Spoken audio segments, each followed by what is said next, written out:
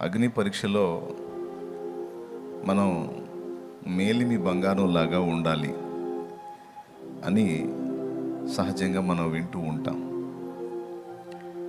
మళ్ళీ చెప్తున్నా, దేవుడు మనకి అగ్ని పరీక్షలు పెడితే ఆ అగ్ని పరీక్షల్లో కాలిపోకుండా మనం మేలిమి బంగారం లాగా ఉండాలి అని మనం ఉపదేశంలో వింటూ ఉంటాం.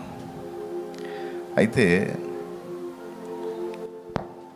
దేవుని వాక్యంలో 2 మాటలు ఉన్నాయి. 1 కొరింథీ పత్రిక 3వ అధ్యాయంలో ఎవరెవరు ఏ విధంగా కట్టుచున్నారో రాశాడు. కర్ర, గడ్డి, కొయ్యకాలు, వెలగల రాళ్ళు, బంగారము, వెండి మొదలైన వాటితో అనేకులు కట్టుచున్నారు.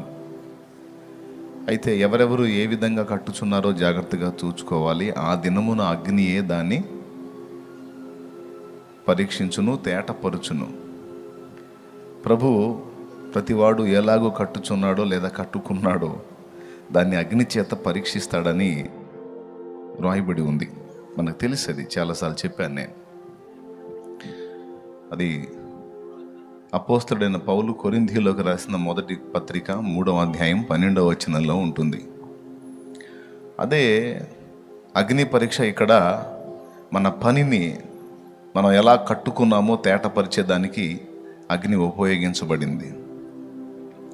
సో దీన్ని అనుసరించి మనం ఏం వింటూ ఉంటామంటే, దేవుడు ఒకవేళ నీకు నాకు అగ్ని పరీక్ష పెడితే అందులో మనం కాలిపోకుండా శుద్ధ సువర్ణంలాగా ఉండాలి, స్వచ్ఛంగా ఉండాలి, బలంగా ఉండాలి అని మనం వింటూ ఉంటాం. అయితే పేతురు రాసిన 1 పత్రిక 1వ అధ్యాయంలోనే ఒకసారి చూడండి. ఈ 1వ అధ్యాయంలో పరీక్షల గురించే ప్రస్తావిస్తాడు. అవసరాన్ని బట్టి అగ్ని లాంటి శ్రమలు కలుగుచున్నాయి అని మీరు తెలుసుకోండి. నానా విధమైన ఇబ్బందులు మీకు కలుగుతున్నాయి, కొంత ఇబ్బంది పడుతున్నారు, అయినా మీరు బాధపడకండి అని ఆ తర్వాత మాటల్లో చెప్తాడు. నశించిపోవు సువర్ణము అగ్ని పరీక్ష వలన శుద్ధిపరచబడుచున్నది కదా. ఆగు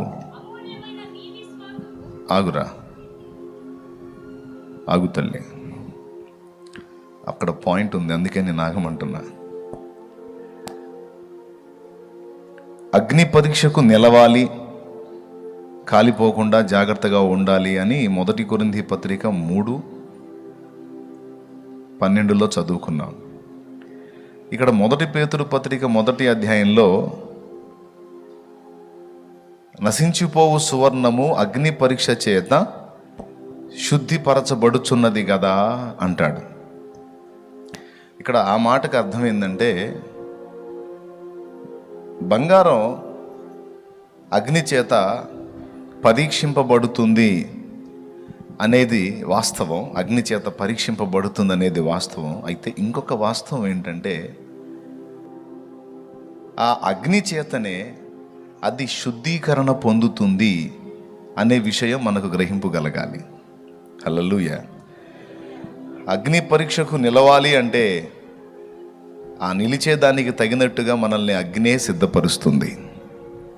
మళ్ళీ చెప్తున్నా, అగ్ని పరీక్షకు మనం నిలవాలి అంటే మనల్ని అగ్నే శుద్ధీకరిస్తుంది, అగ్నే నిలబెడుతుంది. ఒక వచనం ప్రశ్నను ఇస్తే ఒక వచనం జవాబు ఇస్తుంది.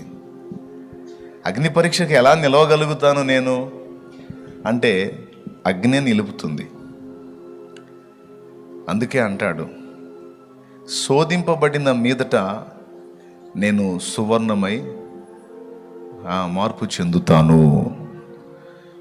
అంటే శోధనలు, శ్రమలు, ఇబ్బంది కొలిమి మనల్ని శుద్ధ సువర్ణంగా మార్పు చెందేటట్టు చేస్తుంది. కాబట్టి అగ్ని పరీక్షకు భవిష్యత్తులో మనం నిలవాలంటే ముందు అగ్ని చేతనే మనం సిద్ధపరచబడాలి. ఏవేవి మనల్ని శుద్ధీకరిస్తాయి? మొట్టమొదటిది మన దేవుడు దహించు అగ్ని అయి ఉన్నాడని హెబ్రీ పత్రిక 12వ అధ్యాయము చివరి లైన్ చెప్తుంది. మన దేవుడు దహించు అగ్ని అయి ఉన్నాడు. రైట్, అక్కడ పెట్టు ఆ విషయం. దేవుడు, మన దేవుడు అగ్ని. రెండవది, పరిశుద్ధాత్మ అభిషేకము మనల్ని శుద్ధీకరిస్తుంది. పరిశుద్ధాత్మ అభిషేకము, మళ్ళీ చెప్తున్నాను, ఆత్మాభిషేకం.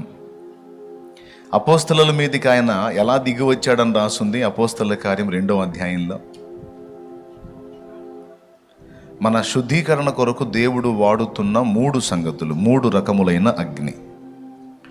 సింపుల్ మెసేజ్, బాగా తీసుకోండి మైండ్లోకి. ఇది మన శుద్ధీకరణ కొరకు, రేపు ఎదురయ్యే అగ్ని పరీక్షలో మనం నిలుచుట కొరకు, ముందుగానే దేవుడు మన శుద్ధీకరణ కొరకు దేవుడు వాడుతున్న 3 విధములైన అగ్ని. మొట్టమొదటిది అపోస్తలుల కార్యములు 2వ అధ్యాయంలో పెంతెకోస్తను పండుగ నాడు వారంతా మేడగది మీద గ్యాదర్ అయినప్పుడు వారు ప్రార్థన చేస్తూ ఉన్నారు. 10 దినాలు దేవుడు ఇచ్చిన వాగ్దానం నెరవేరటం కోసం కనిపెట్టుకున్నారు.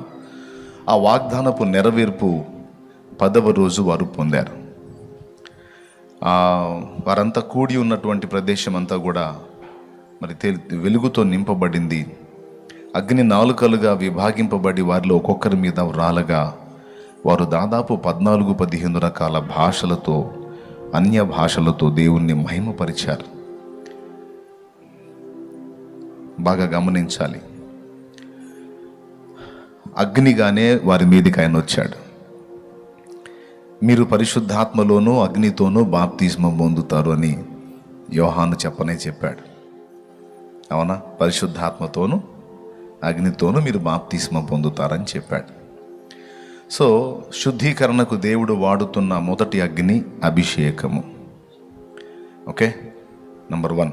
నంబర్ 2, రెండవది, శుద్ధీకరణ కొరకు దేవుడు వాడుతున్న మరొక అగ్ని ఆయన వాక్కు, దేవుని వాక్యం. ఇర్మియా గ్రంథంలో అంటాడు, నా మాట అగ్ని వంటిది కాదా, బండలను బ్రద్దలు చేయు సుత్తె వంటిది కాదా అంటాడు. కాబట్టి శుద్ధీకరణ కొరకు ఆయన మనకి వాక్యమును ఉదకము చేత స్నానం చేయించడానికి వాక్యాగ్నిని, వాక్య ఉదకాన్ని మన కొరకు సిద్ధపరిచాడు, అది మనకు అనుగ్రహించాడు. సో మన శుద్ధీకరణ కొరకు దేవుడు వాడిన లేదా వాడుతున్న మరొక అగ్ని వాక్యాగ్ని. చూడండి, మనలో ఏ చెత్త, ఏ కల్మషం దాగి ఉన్నా వాక్య ఉపదేశం వెలువడుతున్నప్పుడు కాల్చబడతా ఉంటుంది. Praise the lord, hallelujah. So మారుమూలలో దాగిన చెత్తని కూడా సమస్తము కాల్చగల శక్తి అగ్నికి ఉంది కనుక ఆ అగ్ని పేరు వాక్యాగ్ని. ఓకేనా? తన వాక్యముతో నన్ను కాల్చిన, వాక్యంతో కాల్చడం ఏంటి? దేవునికి స్తోత్రం కలుగును గాక. వాక్యంతో కాల్చడం ఏంటి అంటే ఇదే, మన ఆంతర్యంలో దాగి ఉన్న చెత్తని, కల్మషాన్ని కాల్చేసే శక్తి వాక్యానికి ఉంది. కాబట్టి వాక్యం ఒక అగ్ని. 2, 3వ అగ్ని శ్రమలు. ప్రియులారా, మనుషుల వ్యక్తిత్వాల్ని మనం పరీక్షించుకుంటే చిన్ననాటి నుంచి నానావిధ బాధల్లో, శ్రమల్లో నలిగిపోయి ఆ శ్రమల కొలిమిలో పెంచబడినటువంటి వ్యక్తుల వ్యక్తిత్వాలు ఒక రకంగా ఉంటాయి. చిన్ననాటి నుంచి ఏ నొప్పి, బాధ తెలియకుండా, ఏ సెగ తగలకుండా, ఏ అగ్ని తగలకుండా ప్రశాంతంగా పెరిగిన మైండ్ సెట్లు వేరుగానే ఉంటాయి.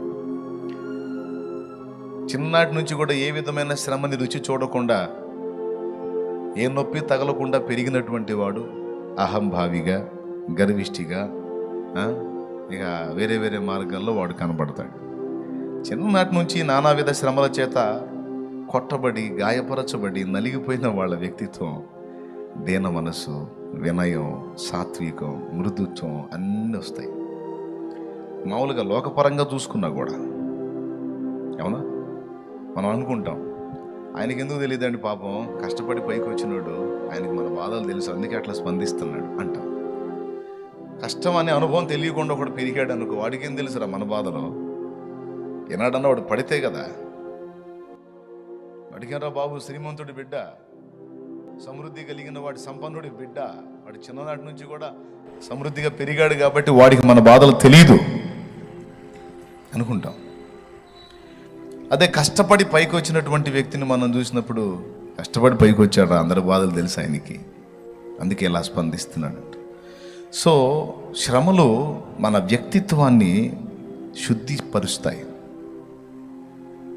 అందుకే దేవుడు తప్పనిసరిగా శ్రమలని వాడుకుంటాడు మన విషయంలో, మన క్షేమాన్ని కోరి, మన మేలు కోరి. మనం వాటి నుంచి విడుదల పొందాలని ఎప్పుడు తప్పిస్తూ ఉంటాం. అందరి సోపాదే, నాకు బాధలు ఎక్కువ ఉన్నాయి, నాకు ఇబ్బందులు ఎక్కువ ఉన్నాయి, నాకు సమస్యలు ఎక్కువ ఉన్నాయి, నాకు అయ్యి అని ఎక్కువ వేదన పడతా ఉంటారు. తప్పులేదు, బాధను అనుభవించేవాడికి తెలిసిందని ఇప్పుడే కదా చెప్పాను. ఇవన్నీ నాకు బాగా నన్ను ఇబ్బంది పెడుతున్నాయి అని మనం చెప్పుకుంటూ ఉంటాం, కానీ అది తప్పనిసరి అవసరతను బట్టి దేవుడు మనకు అనుగ్రహించాడని ఆలోచన చేయం. అదే పేతురు పత్రికలో చెప్పాడు, అవసరాన్ని బట్టి నీకు ఆ పరిస్థితి వచ్చింది, అవసరాన్ని బట్టి నీకు ఆ శ్రమ వచ్చింది, అవసరాన్ని బట్టి నీకు ఆ సమస్య వచ్చింది, అవసరాన్ని బట్టే నీకు ఆ బలహీనత వచ్చింది, అవసరాన్ని బట్టే నీకు ఆ ఇబ్బంది వచ్చింది, అవసరాన్ని బట్టే ఆ నింద వచ్చింది, అవసరాన్ని బట్టే ఆ అప్పు అయింది, అవసరాన్ని బట్టే ఆ బలహీనత నీకు సంప్రాప్తమైంది. నువ్వు ఏది అన్నా చెప్పు, అవసరాన్ని బట్టే అని చెప్తాను నేను, ఎందుకంటే వాక్యం అదే చెప్పింది కాబట్టి. ఈ విధంగా మనకు అనుగ్రహించబడేటువంటి సకల విధములైన శ్రమలన్నీ కూడా ఏకమై మనకు మేలు తీసుకొని వస్తాయి, మన మేలుకే జరుగుతాయి. ఇది తిరుగులేని సత్యం. కాబట్టి దేవుడు మన శుద్ధీకరణలో వాడే మూడవ అగ్ని శ్రమలు. అదే అక్కడ చెప్పాడు, అవసరాన్ని బట్టి అగ్ని వంటి శ్రమలు. ఈ అగ్ని లాంటి శ్రమలో మనల్ని పూర్తిగా కాల్చేయటానికా, లేకపోతే మనలో ఆ మస్టు మాలిన్యాన్ని కాల్చేయడానికా? ఏం కాల్చేయడానికి? అదే చెప్పాడు అన్నమాట, శోధింపబడిన మీదట నేను సువర్ణమై మారేదను. బంగారం ఒక విధమైన రాతి నుండి తీస్తారు. ఆ రాతిలో బంగారము మరియు మట్టి రెండు మిక్స్ అయి ఉంటుంది. బంగారం కొట్టోళ్ళు వాళ్ళు చేసే వర్క్ తెలుసుగా తమ్ముడు, నీకు వంశీ తెలుసుగా, రెండు కలిసి మిక్స్ అయి ఉంటుంది. మళ్ళీ చెప్తున్నా, బంగారం ఒక రాతి నుండి తీస్తారు.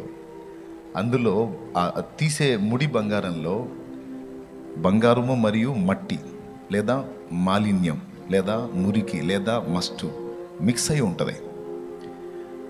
అది రెండు మిక్స్ అయి ఉన్నప్పుడు దాంతో నగ చేస్తే కొన్ని ఇబ్బందులు కలుగుతాయి. ఆ మట్టి బంగారం యొక్క బలాన్ని దెబ్బతీసే అవకాశం ఉంది. నంబర్ 1, ఆ మట్టి లేక ఆ మురికి మాలిన్యం బంగారం యొక్క తేజస్సును ఆపేసే అవకాశం ఉంది. అంత చెమకాయింపు ఉండదు. అర్థమైందా? ఆ మట్టి బంగారం యొక్క విలువను చాలా తగ్గించే అవకాశం ఉంటుంది. అర్థమైందా? కాబట్టి ఇప్పుడు బంగారంలో గట్టితనం రావాలంటే మట్టి తొలగిపోవాలి. లేకపోతే బంగారం అయినా సరే అది మెత్తగా ఉంటుంది, అది అంత పటిష్టంగా ఉండదు. మట్టి మిక్స్ అయితే సిమెంట్ బిల్డింగ్ కూడా ఎఫెక్ట్ అయిపోద్ది. కాబట్టి బంగారం అంటే పరలోక సంబంధమైనటువంటి వ్యక్తిత్వం, మట్టి అంటే భూ సంబంధమైంది. ఈ పరలోక సంబంధిలో ఈ భూ సంబంధమైన మట్టి కొంత మిళితమై ఉంటుంది. కొద్దిగా అర్థం చేసుకోవడానికి ప్రయత్నం చేయండి. ఈ పరలోక సంబంధిగా దేవుని రికార్డులోకి ఎక్కినటువంటి ఈ మనుష్యుడు లేక నువ్వు నేను ఎక్కడి వారంగా నిర్ణయించబడ్డా, మన పౌరత్వం ఎక్కడిది అంటే అక్కడిది. కానీ ఇక్కడ ఉన్నాం, మట్టి లోకంలో ఉన్నాం. బంగారమే, మనల్ని అందరినీ నా బంగారాలు అని రాసుకున్నాడు. దేవా, నన్ను బంగారు తల్లి బంగారు తండ్రి అని ముద్దాడావుగయ్యా, మరి ఎందుకయ్యా నన్ను ఇలాగా కొలిమిలో కాలుస్తున్నావు అని అంటే, నువ్వు బంగారానివే కానీ కొద్దిగా మట్టి మిక్స్ అయి ఉంది, అందువల్ల గట్టితనం నీలో కొరవడింది. అందుకని ఈ అగ్ని పరీక్ష చేత లేదా ఈ అగ్ని చేత నీలో ఉన్న ఆ మట్టిని తొలగించే పని చేస్తున్నాను. మట్టి ఎక్కడిది? ఇక్కడిది. బంగారం దేనికి సాదృశ్యంగా ఉందంటే పరలోకానికి, పరలోక మహిమకు సాదృశ్యంగా ఉంది బంగారం. దేవునికి మహిమ. అదేందన్నా బంగారం అంటే ఇంకా పరలోకం అంటున్నా, బంగారం కంటే విలువైనవి చాలా ఉన్నాయి అని మీరు అంటారేమో. బంగారం కంటే విలువగా ఎంచబడ్డది ప్లాటినం ఒకటి ఉంది. ప్లాటినం బంగారం కంటే కూడా ఖరీదు.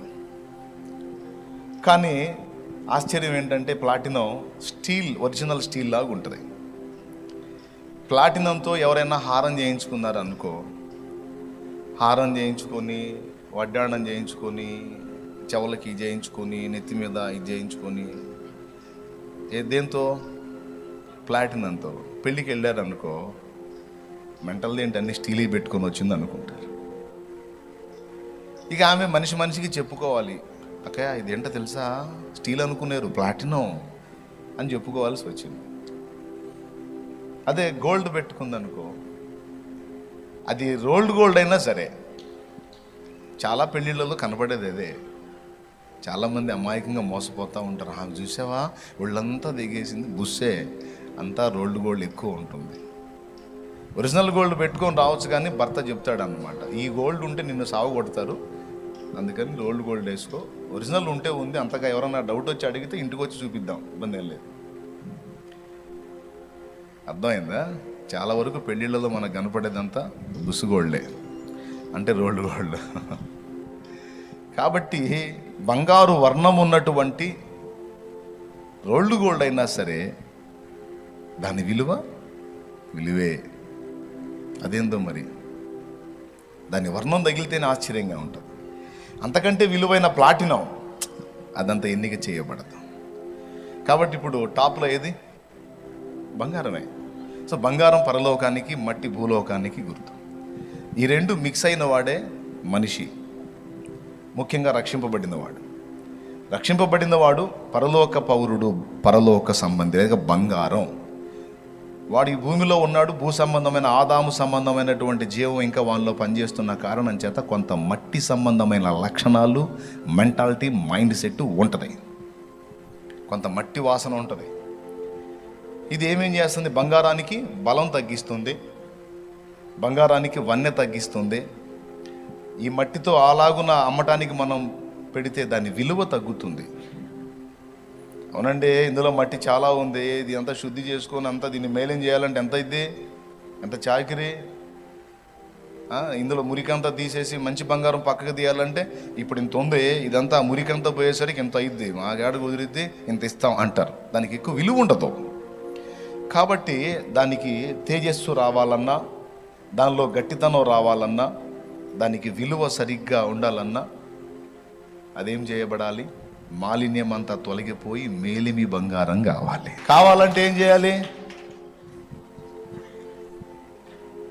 తప్పదు, ఇక దాన్ని అగ్నిలో పెట్టాల్సిందే. కాబట్టి అగ్ని పరీక్షలో మనం శుద్ధ సువర్ణంగా రేపు అక్కడ కనబడాలి అంటే, అక్కడ అగ్నిలో మనం శుద్ధ సువర్ణంగా కనబడినట్లు భూమి మీదనే ముందు మనల్ని అగ్నిలో వేసి కాల్చి మురికి తీసేసి శుభ్రపరిచి అక్కడ తీసుకొని నిలబెట్టి చూసుకుంటాడన్నమాట. ఈ కారణం చేతనే భక్తులైన వారు అగ్ని వంటి శ్రమలకు గురి అవుతూ ఉంటారు. నేను చెప్తున్నా, నువ్వు ఇప్పుడు ఎంత ప్రశాంతంగానన్నా ఉంటూ భవిష్యత్తులో శ్రమ రాదని గ్యారంటీ లేదు. ఒకవేళ ఇప్పటికీ శ్రమల్లో నలిగిపోతా ఉన్నావు అనుకో, భవిష్యత్తులో విడుదల రాదని గ్యారంటీ లేదు. విడుదల రాదన్న గ్యారంటీ ఉందా? తప్పకుండా విడుదల వస్తుంది. దేవునికి మహిమ. శ్రమ పొందుతున్న వానికి శ్రమ శాశ్వతం కాదు, సుఖపడుతున్న వానికి సుఖము శాశ్వతం కాదు. ఏదో అందరూ కలిసి చెప్పండి మళ్ళీ ఒక్కసారి. శ్రమల కొలిమిలో ఉన్నవానికి ఆ శ్రమ, అంతే కదండి. బంగారాన్ని పొద్దస్తమానం అగ్నిలోనే ఉంచుతారా? ఇంకదే పనే, ఈ పొద్దస్తమానం ఆ అగ్ని కుంపట్లో ఉంచేదానికి ఇంకెందుకు? మాలిన్యం పోయిందాకే, ఆ మట్టి పోయిందాకే, ఆ మురికి, ఆ మస్టు పోయిందాకే. పోయిన తర్వాత ఇంకా దాన్ని ఉంచమన్నా ఉంచరు. ఇక ఏదన్నా ఎప్పుడన్నా వేయాలంటే టెస్టింగ్ కోసం వేయటం తప్ప సమస్య లేదు. కాబట్టి మనకు తెలియకుండా చాలా ఉంటాయి. మనం బంగారమే అనుకుంటాం, మన ఫీలింగ్ మనకి. కానీ మనలో ఉన్న మురికి మాలిన్యం మనకు కాదు, మన సృష్టికర్తకు కనపడతా ఉంటుంది. ఏబు గురించి మొన్న చెప్పాను నేను. తను గురించి తనకి ఉన్న ఫీలింగ్, ఏబు గురించి ఏబుకున్న ఫీలింగ్ నేను చాలా పర్ఫెక్ట్ అని. కానీ ఏబులో ఏదుందో మట్టి వాసన అదంతా కూడా దేవుడు గుర్తించాడు. దాన్ని తొలగించడానికి ఏబును పరీక్షానాళికలో పెట్టాడు, అగ్నిలో పెట్టాడు, శుద్ధి చేసి చివరికి ఏబు తన్ను తాను ఎరిగేటట్టు చేసి తను దేవుని ముందు ఒప్పుకునేటట్టు చేశాడు. మనకు తెలీదు. మనం అనుకుంటాం చాలా మంచోళ్ళం, మనం చాలా బాగా మారాం, మనం చాలా పర్ఫెక్ట్గా ఉన్నాం, మనం అంత నీతిమంతులం ఇంత నీతిమంతులం అని మనం అనుకుంటాం. ఎవరికి వాళ్ళ ఫీలింగ్ అదే. పౌలంతటి మహనీయుడు ఏమన్నాడో తెలుసా? నా యందు నాకు ఏ దోషము కానరాదు, కానీ నన్ను పరీక్షించువాడు ప్రభువే అన్నాడు. నన్ను విమర్శించువాడు ప్రభువే. నన్ను నేను విమర్శించుకోవాలంటే నా దగ్గర నాకే లోపం కనపడదు, నాకే తప్పు కనపడదు, నా దగ్గర నాకే వంకర కనపడదు. కానీ ప్రభు నన్ను చూసినప్పుడు ఎన్ని కనపడతాయో నేను చెప్పలేను. కాబట్టి నా దృష్టి కాదు, ప్రభు దృష్టికి నేను ఎలా ఉన్నానన్నది ముఖ్యం. ఏబు గ్రంథంలో ఉన్న మాటే ఇది.